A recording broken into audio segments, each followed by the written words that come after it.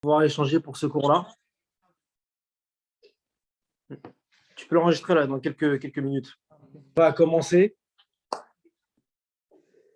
Donc, on arrive à la paracha Vayera.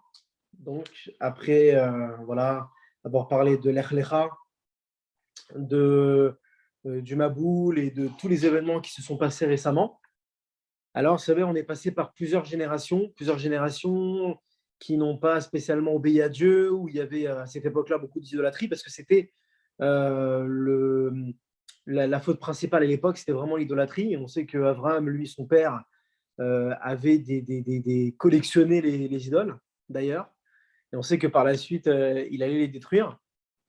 Donc là, on se retrouve effectivement avec Abraham qui va continuer son chemin que Dieu va lui dicter. Donc en fait, il va rester lié toujours à Dieu. Et un point essentiel quand même de cette paracha qui est très important de souligner, c'est que même si Dieu se révélait à Abraham et lui faisait certaines promesses, alors Abraham n'était pas encore circoncis.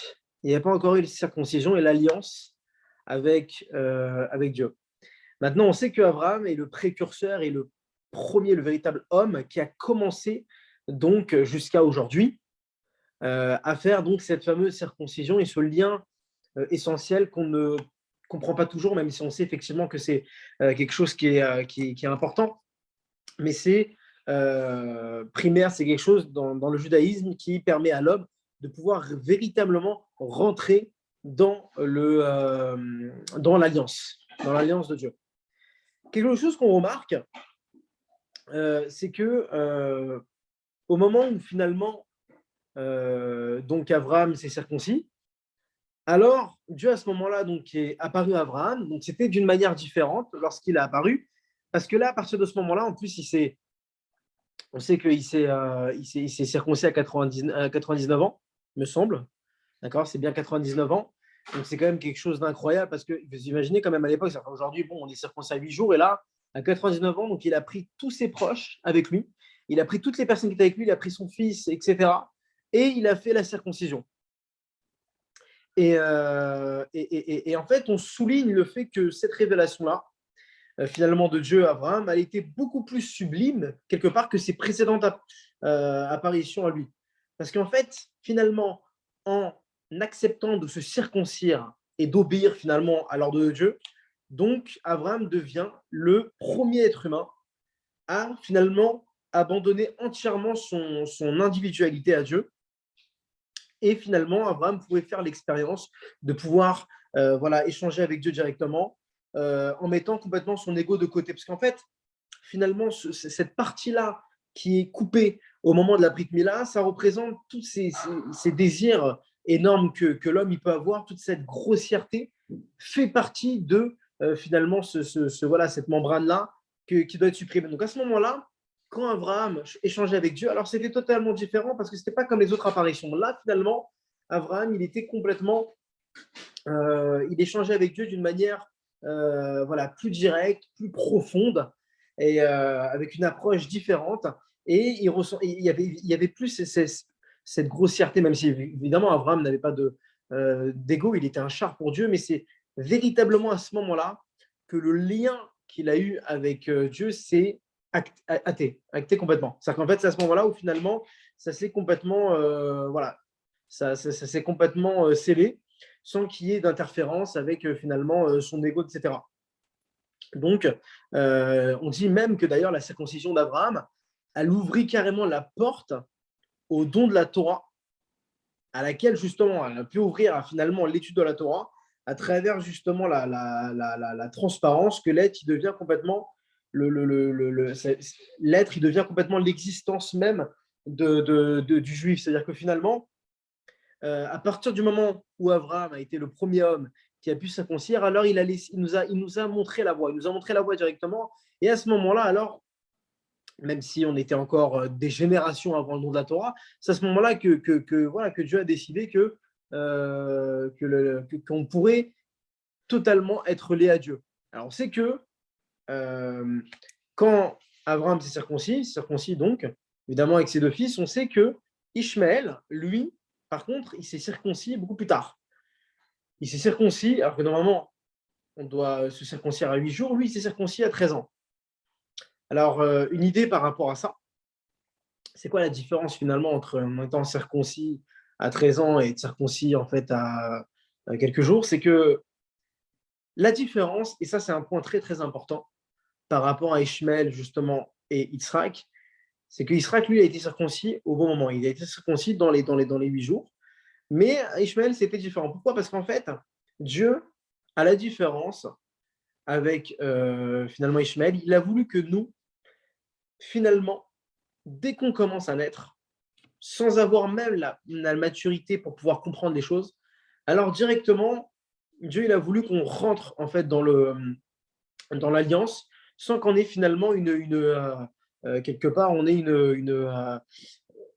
ça soit au-delà de notre logique. Et c'est ça la vérité, c'est qu'en fait, le fait de se circoncire à 8 jours, alors ça fait que finalement, on accomplit la volonté de Dieu sans qu'on ait vraiment sans forcément comprendre en fait. C'est-à-dire qu'on doit le faire parce que Dieu nous a demandé de le faire sans que nous, on doit essayer de comprendre mais pourquoi je dois faire ça, etc. Que Ishmael, lui, à 13 ans, il avait déjà une conscience. À 13 ans, c'est déjà l'âge finalement voilà, où l'homme, il a l'obligation de faire voilà, toutes les mitzvot.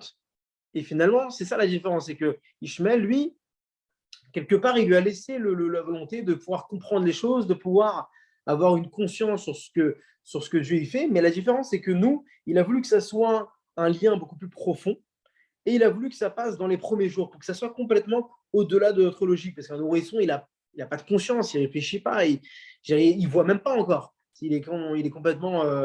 Il vient d'arriver dans le monde. Donc, ça doit dépasser la conscience, Raza, comme vient de dire Yoda, la conscience humaine. C'est-à-dire qu'on ne doit pas se poser de questions. Il y a plein de choses, effectivement, comme commandement qu'on fait et on ne comprend pas vraiment pourquoi on les fait. Il y a des choses qu'on comprend, on se dit, mais comment ça se fait que ça soit comme ça? C'est tous les jours, on se pose ces questions-là. Mais finalement, lui, il veut que notre logique, c'est notre logique humaine. Mais la logique de Dieu, ce n'est pas la même logique que nous, en fait, finalement. C'est-à-dire que lui, il a un plan bien précis. Il a un plan qui nous dépasse complètement. Nous, on est ses serviteurs, mais il y a des choses qu'on ne comprend pas et que de toute façon, on ne pourra pas comprendre, quoi qu'il arrive. On dit qu'effectivement, dans les temps futurs, alors on va étudier les lois, finalement, les mitzvot, qui sont les parties profondes des mitzvot. On va étudier vraiment le sens de pourquoi on fait les mitzvot, pourquoi on fait tout ça. Mais finalement, la raison de tout ça, il n'y a que Dieu qui l'a sait. Et c'est pour ça que lui, il a voulu que ça soit au-delà véritablement de tout ce qu'on peut faire, de tout ce qu'on peut penser. Parce qu'il ne veut pas qu'en fait notre logique elle intervienne finalement. Parce que si notre logique elle intervient, alors à ce moment-là, il y a la place à pouvoir dire mais je ne suis pas forcément d'accord avec ça, mais pourquoi on devrait faire ça comme ça? C'est là que commence le problème, c'est là que commence Shalom, que certains groupes sont nés, voilà, comme des libéraux, des gens qui ont voulu finalement faire ce que bon leur semblait en fonction de leur logique. Mais on ne peut pas imaginer en fait finalement le judaïsme avec notre conscience. Il faut que ça soit au-delà de la logique. Et c'est ça véritablement le lien, et c'est le point central que je voulais voir avec vous aujourd'hui. Le point essentiel, c'est que la Brit Mila représente la chose, l'une des choses la plus importante en fait chez le juif, c'est vraiment je ne sais pas comment je pourrais appeler ça, mais c'est le mode d'emploi en fait quelque part du juif. C'est pour dire que voilà, tu es dans ce monde-là, tu dois faire la volonté de Dieu, maintenant tu dois t'annuler complètement. On va te faire la circoncision avant même que tu puisses penser à quelque chose, parce que je veux que le lien qui soit avec toi, il dépasse tout. Voilà la véritable explication qu'il faut comprendre par rapport à ça, justement. Et, ça signifie effectivement qu'en acceptant de faire ça, alors on accepte toute la Torah de Dieu et on sait qu'il est le véritable bien, quelque part. Et c'est ça toute la différence en fait entre Ishmaël et Yitzhak. C'est que Ishmaël, il a une bénédiction, attention, il a une bracha, Dieu il a béni qu'il allait se multiplier, qu'il allait avoir de l'abondance, etc. Mais quelque part, la différence, c'est qu'il lui a dit que toute cette bénédiction qu'il va avoir, elle n'est que, c'est éphémère en fait, finalement. C'est éphémère. C'est pas trop, ils n'ont pas la chorma. C'est-à-dire que Ishmael, lui, c'est pas sur la chorma qu'il a été béni. Nous, quelque part, on a une bénédiction matérielle, effectivement. On a une bénédiction aussi dans la parnassa, mais c'est surtout la chorma. Et c'est ça la différence entre les nations et nous. C'est que nous, en fait, la chorma de Dieu, on l'étudie. Même si un goy il va étudier la Torah, il ne va pas l'étudier comme nous. Ce sera comme si il lisait un livre d'histoire ou du français. C'est pas divin. Pour eux, c'est pas divin. Et c'est ça toute la différence avec nous. C'est que nous, en fait, la nefesh élokite qu'on a en nous fait qu'en fait, on est complètement lié à Dieu. Et le fait qu'on étudie sa Torah, alors on étudie la chorma de Dieu. Exactement. Chorma binadat. Exactement. Et la chorma, justement, vu que tu m'as tendu la perche, la chorma, en fait, qu'est-ce que ça représente dans l'idée, pour expliquer un petit peu, la chorma, c'est quand on a une idée, finalement, on a une idée qui reste floue, qui reste abstraite, c'est-à-dire qu'on a quelque chose à laquelle on pense, mais pour l'instant, c'est que dans notre esprit. Et puis arrive, en fait, Bina, c'est ça qu'on nous enseigne en fait, dans la Torah, la partie profonde de la Torah. Bina, c'est au moment où finalement l'idée qu'on a dans la tête, elle commence à se développer. Elle va commencer à se développer. Donc finalement, de l'idée qui est partie, il y a une idée qui va s'ouvrir avec plusieurs choses. Et finalement, Da'at, c'est le moment où cette chose-là, on l'a comprise et on devient attaché à elle. La Da'at, c'est vraiment la connaissance, en fait. C'est le fait qu'on soit attaché à elle. Donc, vous me dites s'il y a quelque chose que vous n'avez pas forcément compris. C'est-à-dire qu'on part du point de départ de Chorma où il y a une idée. Da'at, où finalement cette idée-là, de là où émerge cette idée, excusez-moi, elle commence à se développer. Et de là, maintenant, elle devient, après, une fois qu'elle a été développée, elle devient quelque chose de complètement lié à nous.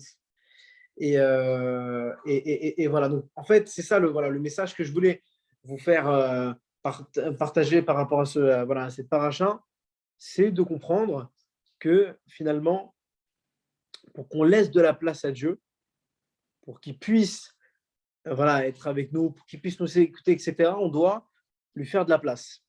Et plus on lui fera de la place, et plus alors finalement on va le sentir dans notre vie. Parce que c'est vrai qu'il y a des fois où on peut avoir du mal à ressentir les choses, avoir du mal à ressentir dans notre vie, mais c'est parce qu'on ne fait pas cette place à Dieu. Si on fait de la place, on a la possibilité, parce que nous, on a ce libre arbitre-là finalement.